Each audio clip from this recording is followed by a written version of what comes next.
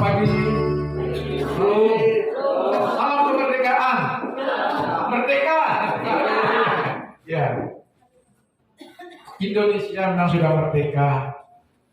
Sudah 77 tahun usia kemerdekaan kita.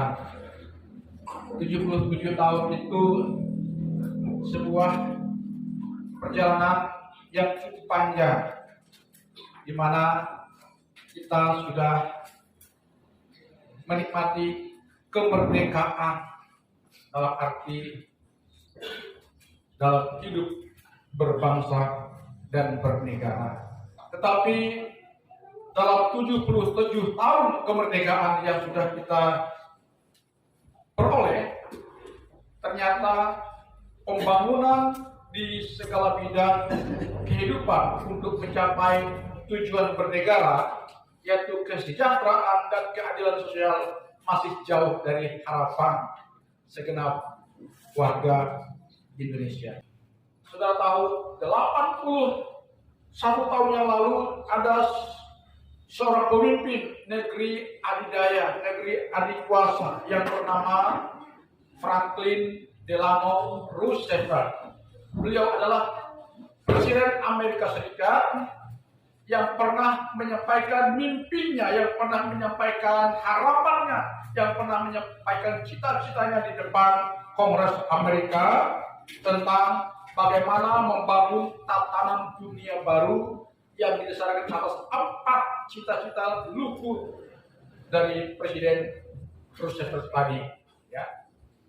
Kalau andai kata keempat harapan dari Presiden Franklin ini bisa terwujud oleh para pemimpin dunia, maka saya percaya dunia ini akan menjadi dunia yang luar biasa, makmur, indah, damai, tentram, dan hidup saling menghargai.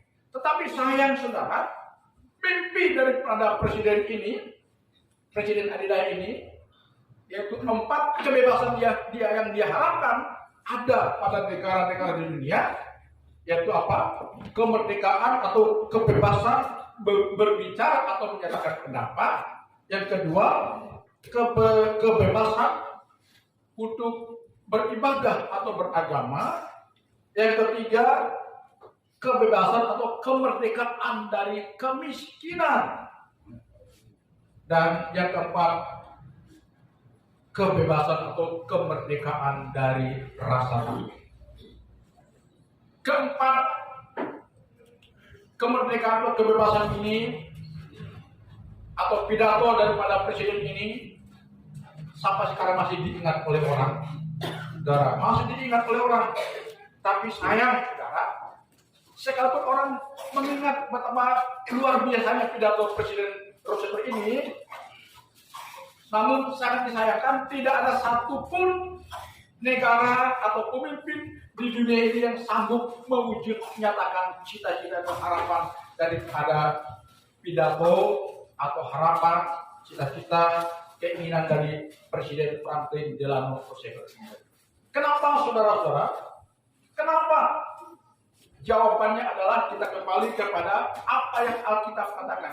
Kenapa niat baik, niat luhur dari seorang pemimpin dunia ini tidak mampu dilaksanakan bahkan oleh beliau sendiri yang berpidato, oleh penerus-penerusnya, bahkan oleh bangsa dan negara kita. Kenapa, saudara? Jawabannya Alkitab sudah mencatat bahwa seluruh keberadaan manusia, baik pikirannya, perilakunya, akal budinya, jatuh ke dalam tawanan dosa. Dalam Roma pasal 7 ayat 18, sama-sama baca. Sebab aku tahu bahwa di dalam aku, yaitu di dalam aku sebagai manusia, tidak ada sesuatu yang baik, sebab kehendak memang ada di dalam aku, tetapi bukan hal berbuat apa yang baik. Sebab bukan apa yang aku kehendaki yang baik yang aku perbuat, melainkan apa yang tidak aku kehendaki, yaitu jahat yang aku perbuat. Jadi jika aku berbuat apa yang tidak aku kehendaki, maka bukan lagi aku yang memperbuatnya, tetapi dosa yang diam di dalam aku. Demikianlah aku dapati hukum ini, jika aku menghendaki berbuat apa yang baik, yang jahat itu ada padaku. Sebab di dalam batinku aku suka akan hukum Allah, tetapi di dalam anggota tubuhku aku melihat hukum lain yang berjuang melawan hukum akal budiku dan membuat aku menjadi tawaran hukum dosa yang ada di dalam anggota tubuhku. Aku manusia celaka, siapakah yang akan melepaskan aku dari hukum maut ini? Syukur kepada Allah oleh Yesus Kristus Tuhan kita. Jadi dengan akal budiku aku melayani hukum Allah, tetapi dengan tubuh insaniku aku melayani hukum dosa. Rasul Paulus telah mewakili kita, mengakui bahwa dirinya sebagai manusia selalu ingin berbuat apa yang baik, yang benar, yang suci, yang mulia. Tetapi kenapa saudara dalam dia menjalani hidupnya, dia ingin melakukan hal yang baik, tetapi justru yang dilakukannya adalah kebalikannya, yang jahat. Karena Paulus sebelum dia dijamah oleh Tuhan Yesus, sebelum dia bertemu secara pribadi dengan Tuhan Yesus di jalan ke Damsyik, Paulus adalah seorang ahli agama, ahli Taurat, ahli teologi, mengerti kitab-kitab suci, bahkan kebenaran dia sangat paham. Tetapi justru dengan keahliannya di bidang agama, sebelum dia dijamah bertemu dengan Tuhan Yesus, justru Paulus melakukan hal-hal yang sangat keji. Bahkan pembunuhan Stefanus itu tidak lepas daripada andilnya Paulus. Paulus menyaksikan bagaimana Stefanus dirajam oleh batu, dilempar oleh batu, mati dilempar batu oleh orang Yahudi. Itu tidak lepas daripada andil Paulus. Paulus menyadari, sekalipun dia pemimpin agama, mengerti tentang kebenaran itu, dia melakukan banyak tindakan yang sangat bertentangan dengan apa yang dia telah yakini dan telah dia miliki, yaitu kebenaran yang telah dia paham. Lalu ketika dia sadar, dia menulis untuk kita bahwa kenapa itu terjadi dalam diriku. Aku ingin berbuat yang baik, tapi justru yang jahat yang aku lakukan. Ternyata ada satu hukum yang sedang bekerja di dalam hidup oleh itu, hukum dosa. Jadi saudara-saudara, kalau hukum dosa masih menguasai hidup seseorang, sekalipun orang itu beragama, sekalipun dia paham tentang kebenaran, maka kecenderungan hidupnya adalah dosa, dosa, dan dosa. Kecenderungan hidup orang adalah dosa, dosa, dan dosa. Kenapa? Karena dia sedang dibelenggu di bawah hukum dosa. Hukum dosa itu yang menguasainya. Jadi kalau dia tidak keluar dari belenggu hukum dosa tadi, maka dosa sedang mencengkram hidup. Sekalipun ada niat dia untuk berbuat baik, tapi dia tidak mampu melakukan. Karena itu kita bersyukur kepada Tuhan. Ya, kita belajar dari pribadi yang bernama Rasul Paulus. Dia berkata, syukur kepada Allah oleh Yesus Kristus Tuhan yang aku sudah lahir dan sembuh. Dialah yang melepaskan aku dari tubuh maut ini, dari cengkraman dosa, dari tawanan dosa. Makanya hari ini saya mau sampaikan kepada kita harus introspeksi diri kita. Kalau kecenderungan diri kita adalah dosa, dosa dan dosa, hati-hati. Kita sebenarnya sedang ada dalam cengkraman dosa. Hati-hati. Kita harus berkata, Tuhan, sepertinya ada kuasa yang sedang menguasai diriku. Aku tidak ingin terus berada pada kondisi seperti ini. Aku ingin bebas dari kuasa yang sedang mencengkram hidup. Aku ingin melakukan apa yang Tuhan kehendaki. Dan berkata, Yesus tolong aku. Teriak kepada Yesus, minta tolong kepada Yesus. Bebaskan aku dari tubuh dosa ini, agar aku bisa beriadah untuk melayani Tuhan, untuk menyembah Tuhan, untuk Tuhan.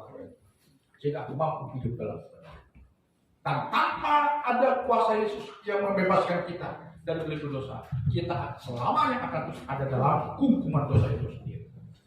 Ya, dan hukuman dosa itu akan sangat mempengaruhi perjalanan hidup kita di hari-hari yang akan kita hadapi. Bapak Ibu Saudara-saudara yang saya kasih di dalam Tuhan, cara bagaimana agar kita manusia bisa terlepas dari tamanan hukum dosa tadi, yang pertama adalah kita harus melakukan yang namanya langkah iman. Apa langkah iman? Langkah iman adalah menerima Yesus sebagai Tuhan dan Juru Selamat dan menjadikan Dia Tuhan atas hidup kita. Yang pertama, untuk kita menerima Yesus sebagai Tuhan dan Juru Selamat, maka kita harus membuka pintu hati kita. Kalau pintu hati kita masih tertutup, tidak ada kebersihan kita untuk membuka pintu, Yesus bisa masuk ke dalam hidup kita, kepada hati kita. Tidak mungkin Yesus bisa mendobrak pintu hati kita, karena Yesus sudah memberikan pilihan kepada kita.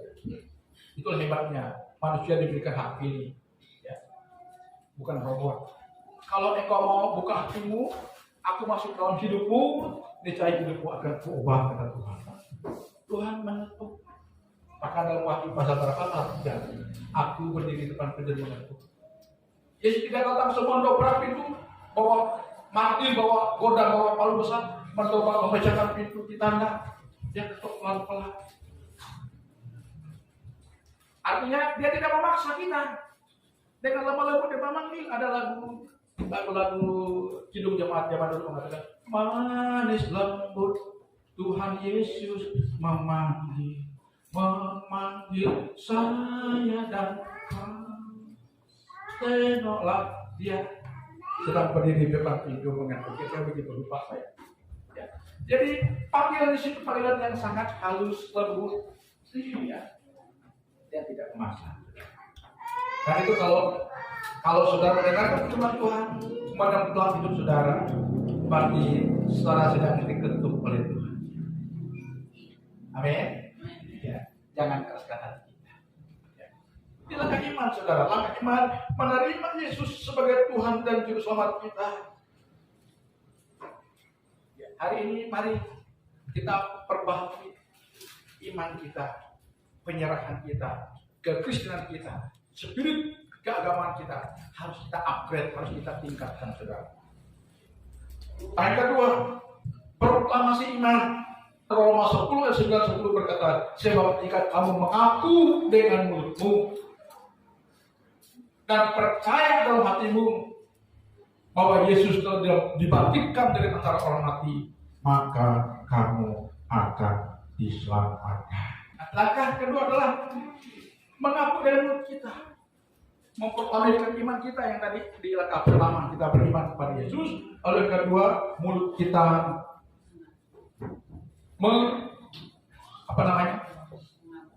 menyatakannya kepada dunia. Karena tadi Roma 10:9 mengatakan, jika kamu mengaku dengan mulutmu bahwa Yesus adalah Tuhan dan percaya dalam hatimu bahwa Dia Tuhan itu sudah dibangkitkan dari antara orang mati, maka kamu akan selamat. Mengaku dengan mulut, termasuklah kita beribadah hari ini. Kita sedang memproklamirkan iman kita, mengaku dengan mulut kita. Ketahuilah dan lihatlah betapa baiknya Tuhan itu. Itu adalah bahasa pengakuan iman kita kepada Tuhan. Kemudian setelah kita menempuh langkah ketiga, langkah kedua, baru langkah yang terakhir itu tindakan. Yaitu tindakan iman. Tindakan iman yaitu kita harus taati firman Yakobus pasal 2 ayat 14, 17, 22. Apakah gunanya saudara-saudara jika seorang mengatakan bahwa ia mempunyai iman, padahal ia tidak mempunyai perbuatan? Dapatkah iman itu menyelamatkan dia? Ayat 17. Demikian juga halnya dengan iman. Jika iman itu tidak disertai perbuatan, maka iman itu pada akhirnya adalah mati. Ayat 22. Kamu lihat bahwa iman bekerja sama dengan perbuatan-perbuatan, dan oleh perbuatan-perbuatan itu iman menjadi sempurna. Nah, jangan sampai kita punya iman tapi tidak bisa membuktikannya dengan perbuatan. Sebab iman tanpa perbuatan adalah iman yang semu, iman yang tidak sah, iman yang tidak menyelamatkan. Hati-hati, saudara, ya. Kita harus punya iman, disertai dengan tindakan hati kita untuk melakukan tindakan iman, yaitu salah satu tindakan taat kepada firman. Ya, kemudian yang kedua, Roma 8 ayat 1 dan 2. Demikianlah sekarang tidak ada penghukuman bagi mereka yang ada di dalam Kristus Yesus. Roh yang berhidup telah memerdekakan kamu dalam Kristus dari hukum dosa dan hukum maut. Untuk kita bisa keluar dari kumpungan dosa, tawanan dosa, belenggu dosa, maka kita harus hidup dalam ketaatan kepada firman. Dan ketaatan kita kepada firman itu yang akan memungkinkan kita untuk bersedia dipimpin oleh Roh Kudus. Karena Roh Kudus adalah Roh penolong, pendamping kita. Tidak mungkin Roh Kudus menyertai kita, menolong kita kalau kita keras hati, kita melanggar, tidak taat kepada Dia. Tidak mungkin Roh Kudus memaksa kita. Kita tidak mau taat kepada firman, tiba-tiba Roh Kudus menolong kita. Mau enggak? Tidak mungkin, tidak ya. Jadi Roh Kudus akan menolong kita jika kita taat kepada firman Tuhan. Galatia 5 ayat 16. Maksudku ialah hiduplah oleh Roh, maka kamu tidak akan menuruti keinginan daging. Apa itu keinginan daging? Keinginan daging di sini berbicara tentang menuruti keinginan tabiat dunia penduduk dosa yang akan mempengaruhi gaya hidup kita. Untuk membawa hidup kita kepada gaya hidup dosa, itu yang dimaksud dengan keinginan daging. Hari-hari ini kita melihat dunia begitu masif untuk mempengaruhi orang Kristen, membawa orang Kristen, mempengaruhi orang Kristen supaya hidup menuruti pola dunia dengan keinginan dagingnya. Ya, hati-hati saudara, hati-hati. Itu cara dunia untuk menjauhkan kita dari kasih karunia. Kalau kita menuruti gaya hidup dunia yang budaya dosa itu, maka kita sudah ada di dalam kumpulan dosa. Kembali kita mencemplung diri kepada perbuatan dosa. Dan satu-satunya untuk kita bisa menangkal pengaruh itu tadi adalah setiap hari kita mohon Roh Kudus yang adalah mentorku. Coba tanya mereka ketika dia kuliah, pasti ada mentor kan? Setiap kita punya mentor. Kami juga punya mentor. Mentor itu dari orang yang akan mendampingi kita, mengarahkan untuk melakukan sesuatu yang baik. Itu namanya mentor. Di dalam dunia kekristenan kita kenal mentor kita, yaitu Roh Kudus. Memang sebab tanpa pendampingan dari kuasa mentor yang diutus oleh Bapa kita itu Roh Kudus, kita akan gagal dalam menjalani hidup kekristenan kita. Sehingga kita akan jatuh bangun dalam dosa kita. Seperti lagu ini, lagu Yit bagaimana? Jatuh bangun dalam dosa. Kita jangan jatuh bangun dalam dosa, tapi terus membangun diri kita. Tidak hidup dalam dosa. Ya, kita ini sudah merdeka. Katakan amin. Orang yang sudah merdeka karena karya Kristus. Kalau kita sudah yakin menikmati kemerdekaan dari karya Kristus di kayu salib, maka isilah kemerdekaan yang kita peroleh ini dengan karya kita untuk hidup sebagai orang merdeka, melakukan kehendak Tuhan. Sebab kehendak Tuhan itu adalah baik adanya.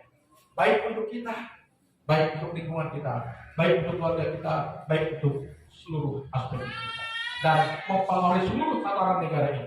Jadi gampang kalau kita ingin mengubah negara ini, aman pribadi kita ingin di rumah dulu, sudah. Amin. Haleluya. Jadi marilah hari ini spirit kemerdekaan yang kita sudah terima di bulan Agustus ini, kita wujud nyatakan dalam kehidupan keberagaman dan sebagai orang yang sudah merdeka oleh kuasa Yesus Kristus. Dan isi kemerdekaan itu bangun hidup kita dengan dasar yang benar, maka percayalah kemerdekaan yang sudah kita raih ini akan terus memperindah hidup kita. Amin. Hidup kita diperindah. Selagi kita di dunia ini kita diperindah. Kalau hidup kita tidak diperindah, tidak menyenangkan, itu bukan salahnya Tuhan, itu bukan salahnya negara, itu bukan salahnya pemerintah, tapi itu salah. Sebab hidup yang tidak menyenangkan itu adalah tragedi terbesar dalam hidup manusia. Tuhan menghendaki hidup ini menyenangkan bagi kita. Katakan amin ya, setuju. Tuhan menghendaki kita menikmati keindahan dalam hidup ini. Dan keindahan dalam hidup ini hanya kita boleh jika kita sudah menikmati kuasa kemerdekaan dari karya Kristus di kayu salib, dan kita hidup di dalam kemerdekaan, tidak lagi menghambakan diri kita kepada hal-hal yang berdosa. Sebab jika kita kembali menghambakan diri kita kepada kehidupan dosa, itulah yang membuat kita menjadi jadinya. Itulah yang membuat kita menjadi jadinya. Jadi mari kita bebaskan diri kita dari setiap pengaruh dosa, sehingga kita mampu berkata, ku berbahagia, yakin teguh menjalani hidup kita bersama dengan Yesus. Mari kita berdiri. Haleluya.